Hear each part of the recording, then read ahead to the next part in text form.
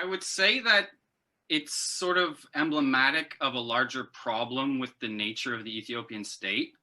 I feel like the Tigray War is sort of like the latest example of that, but it dates back to sort of the formation of the Ethiopian state, particularly during the time of Menelik II and thereafter.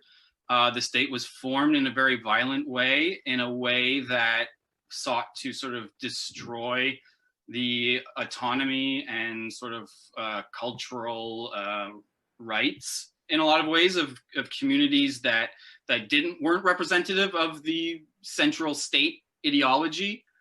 And so you see a constant effort to centralize power and to create this national identity by force. And so any subnational group that stands up against the central state and the central state ideology is treated as an enemy community that needs to be eliminated. So this was the case in 1943 during the Wayane, the revolt against Haile Selassie, where he enlisted the British Air Force to put it down and then punished Tigray by taking various lands away from it. Haile Selassie did the same when Eritrea revolted in 1961, and that led to 30 years of civil war.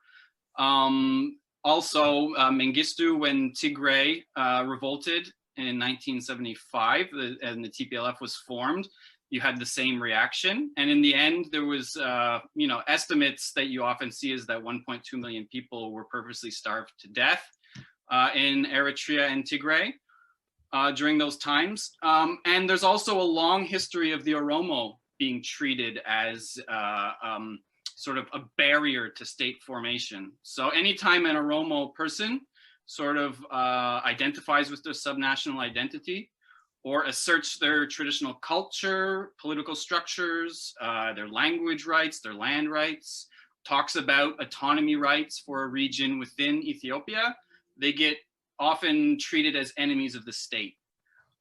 So inherently state formation in every context, this isn't unique to Ethiopia. In Canada, it was the same thing. In Europe, it was the same thing. But state formation is an attempt to unify a group into a political project. But this is generally like an assimilationist project built on consolidating power.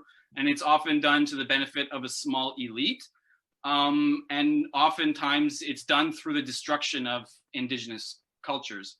And Tigray always had a sort of special position within, like, whatever you want to call it, the Ethiopian Abyssinian Empire, because they were very strong, but there was also competition with the sort of elites from what is today the Amhara region, before it was Wollo and Showa.